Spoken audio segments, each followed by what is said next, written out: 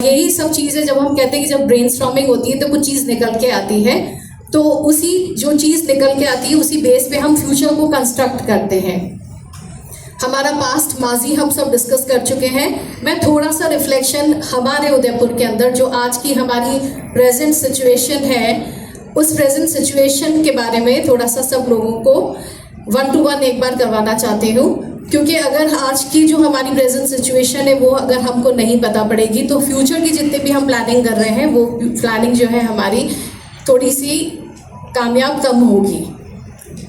मैंने फोकस जो किया है एजुकेशन पे किया है, फीमेल एजुकेशन और बॉयज़ एजुकेशन दोनों पे किया है। आई एम एसोसिएट प्रोफेसर, इसीलिए मैंने एजुकेशन पे किया है। अनब्लॉकिंग डोर्स मैंने इसको बोला है, और this is a story of Muslim education in Rajasthan. Let's focus on India, let's focus on Rajasthan, let's focus on Udaipur. हमें तीनों चीज़ों के ऊपर फोकस करना चाहिए। जब हम आते हमने कहा जैसे कि इस सोसाइटी का सेवा का जो लोगो है वो है आप एजुकेशन, एलिवेट और एम्पावर। दैट मीन्स हम तीन चीज़ों को यहाँ मिला के चल रहे हैं। एजुकेशन से ही हम लोग एलिवेट हो रहे हैं, उसी से हम एम्पावर हो रहे हैं। क्यों ये मैटर करता है? क्योंकि एजुकेशन से ही एम्पावरमेंट आ रहा है। But Muslim students in Rajasthan they are following behind, they are far behind. हम जो अभी प्रेजेंटेशन है इसमें ही देखेंगे, मैं आपसे कुछ टेक्निकल चीज़ें डिस्कस करूंगी क्योंकि वो बहुत इंपॉर्टेंट है। सिर्फ हमको सब्जेक्टिव चीज़ें नहीं डिस्कस करनी है, हमको आज की डेट में प्रेजेंट प्रॉब्लम क्या है उसको डिस्कस करना है। मैं डिस्कस करूंगी GER trends, gross enrolment ratio, जो कि सबसे इंपॉर्टेंट चीज़ मानी जाती है जब हम एजुकेशन या स्टूडेंट्स की बात करते हैं। ग्राउंड रियलिटीज़ हमारी क्या है, ऑनगोइंग एफर्ट्स हम क्या कर रहे हैं और हम इससे ज़्यादा और बेहतर क्या कर सकते हैं। Gross enrolment ratio, GER trends मैंने यहाँ पे पुट किया है। ये आप तस्वीर जो ये आप देख रहे हैं, this is the gross enrolment ratio of the Muslim students in Rajasthan. Similarly यही जो ट्रेंड है हमारा उदयपुर के अंदर भी हमको है। डेटा कलेक्शन हमारे लिए इंपॉर्टेंट होता है। रेफरेंस जो मैंने लिया है इसका, मैंने मोहनलाल सुखाड़िया यूनिवर्सिटी का भी लिया है और मैंने all India survey of higher education, क्योंकि यही रिपोर्ट्स हमारे लिए इंपॉर्टेंट होती है। ये UGC की रिपोर्ट्स होती है। इन्हीं रिपोर्ट्स के थ्रू हम लोग ये पता करते हैं कि हमारी जो स्टैटिस्टिकल डेटा है एग्जैक्टली वो क्या है। ग्रॉस एनरोलमेंट रेशियो का मतलब ये होता है कि सपोजिंग 100 बच्चा आपका सबसे नर्सरी की क्लास में गया और उसके बाद लास्ट में हायर एजुकेशन के अंदर हमारे पास जो है वो कितना बच्चा निकला, उसको हम ग्रॉस एनरोलमेंट रेशियो कहते हैं। और जितना ज़्यादा आपका अच्छा ग्रॉस एनरोलमेंट रेशियो होता है उतना ही अच्छा वो कम्युनिटी एजुकेटेड मानी जाती है या कंट्री या स्टेट एजुकेटेड माना जाता है। 100 आउट ऑफ 100 बहुत कम कंट्रीज हैं। इंडिया का ग्रॉस एनरोलमेंट रेशियो इस वक्त 26% है। न्यू एजुकेशन पॉलिसी जो हमने अभी लागू कर दी है 2020, उसमें टारगेट है इंडियन गवर्नमेंट का कि न्यू एजुकेशन पॉलिसी के अंदर ग्रॉस एनरोलमेंट रेशियो 50% होना चाहिए। एडवांस कंट्रीज जैसे जर्मनी है वहाँ 78% है, US के अंदर 97% है। सबसे ज़्यादा वर्ल्ड के अंदर gross enrolment ratio south Korea का 105% है। कैलकुलेशन अलग तरीके से होते हैं इसलिए मैं उसको 105% अब कैलकुलेट करते हैं, उसका फॉर्मूला अलग होता है। तो हम अगर देखें इंडिया आज 26% पे है, गवर्नमेंट कोशिश कर रही है 50% पे लाने की।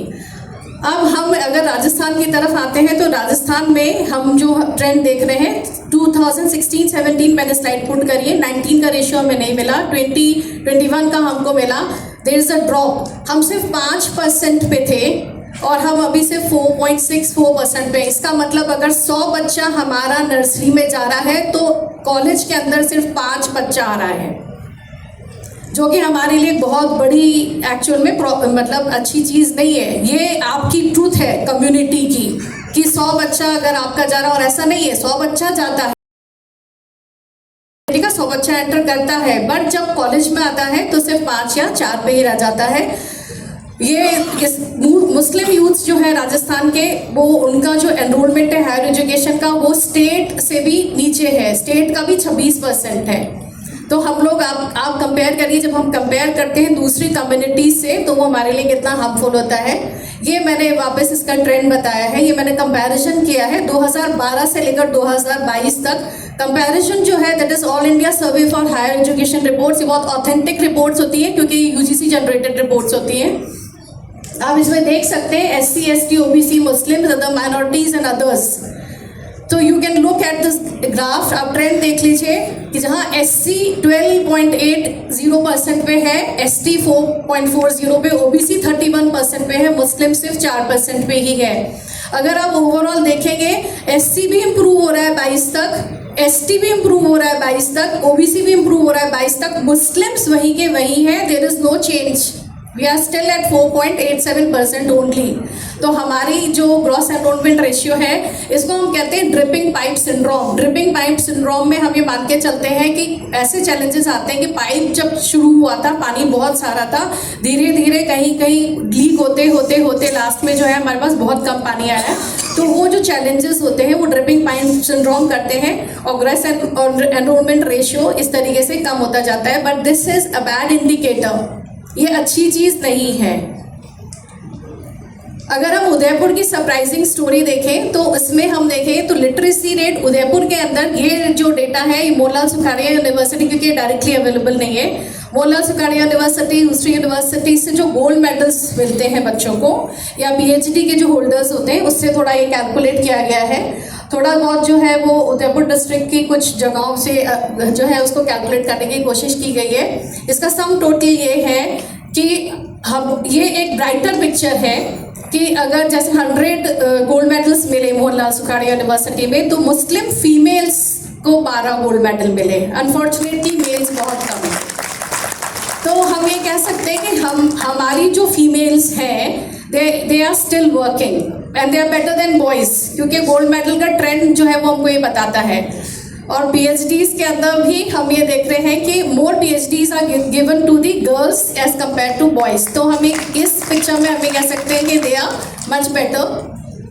फिर चैलेंजेस पे हम लोग आ जाते हैं, जैसे सबके चैलेंजेस थे वही चैलेंजेस यहाँ पे जो है बहुत ब्रीफ में है। हम एक्चुअली जब चैलेंजेस की बात करते हैं डिवाइड कर देते हैं economic, gender, education, institutional, social and policy. Economic में हमको सबको पता है पॉवर्टी, हाई अपॉर्चुनिटी कॉस्ट, हमारे पास स्कॉलरशिप्स की एक्सेस कम है, बट ये सब अगेन गलत फहमियाँ हैं। सब अवेलेबल है, हम खुद मेहनत नहीं करते हैं, ये हम we are the problems, society is not the problem. ये कहना कि इंक्लूसिव ग्रोथ उसके लिए हम रिस्पॉन्सिबल हैं, लोग रिस्पॉन्सिबल नहीं है, हमारी सोच रिस्पॉन्सिबिलिटी रखती है। जेंडर में कल्चरल बैरियर्स हैं, सेफ्टी कंसर्न्स हैं, अर्ली मैरिजेस हो जाती है, एजुकेशन में पुअर स्कूल क्वालिटी है, ट्रांजिशन बॉटलनेक्स हैं, इंस्टीट्यूशन में येस डिस्क्रिमिनेशन होता है, लैक ऑफ इंक्लूसिव करिकुलम होता है, सोशल में येस ये मेजर प्रॉब्लम है, हमारे पास रोल मॉडल्स नहीं है तो वो सोसाइटी के अंदर आके अपने सोसाइटी के साथ जुड़ना नहीं चाहते, दे आर इंक्लूसिव। जब क्योंकि वो इंक्लूसिव है तो माशरे में हमें रोल मॉडल्स कम मिलते हैं, लो एस्पिरेशन है, पॉलिसी सबसे इंपॉर्टेंट चीज़ यही है, पुअरली इम्प्लीमेंटेड स्कीम्स है, वीक आउटरीच है। अब इसमें मैंने ये चीज़ क्यों बोली कि we are responsible, government is providing everything. आप मिनिस्ट्री ऑफ माइनॉरिटी अफेयर्स के ऊपर जाइए, आप उसके पोर्टल पे जाइए और आप चेकआउट करिए, ये सारी स्कॉलरशिप्स आपको वहाँ पे मिलेंगी।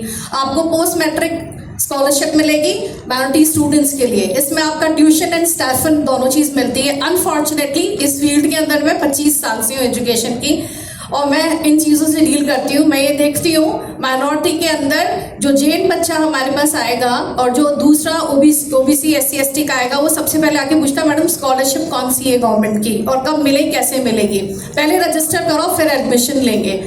और वो लोग 100% तभी लेते हैं कि उनको मालूम है इट इज़ अवेलेबल। अब माइनॉरिटी में वी हैव ऑल माइनॉरिटीज़, हमारे पास सारी माइनॉरिटीज़ हैं। जैन बच्चा आते ही पहले कहेगा कि मेरे पेरेंट्स नहीं कमाते, मेरे को स्कॉलरशिप लेनी है। मुस्लिम को हमें ढूंढ के बोलना पड़ता है कि स्कॉलरशिप का टाइम आ गया, भर दो, you will get the scholarship for this.